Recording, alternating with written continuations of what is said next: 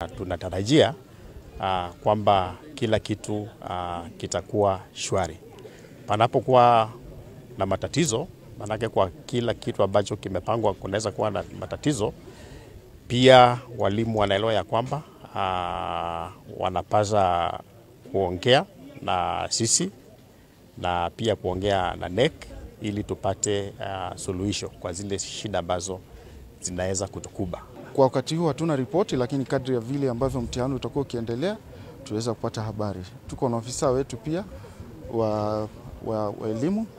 Kwa wale ambao wanafanya mitihani wakiwa na ulemavu kadha wa kadha, shirika letu la mitihani limeweza kuangalia wale ambao wako na ulemavu wa macho.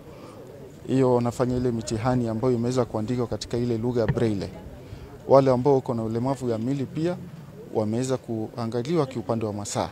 Na katika shule zao pia wameweza kuhakikishiwa, walimu wameweza kuhakikisha kwamba wanapata vifaa ambavyo vinapaswa kuwezesha kufanya mitihani bila shida. Watoto wote kwa jumla ambao wanatahiniwa katika sub county yetu ni 12,010. Hiyo ikiwa imeweza kutawanyika katika kiwango cha KCSE, KJSEA na KPSEA.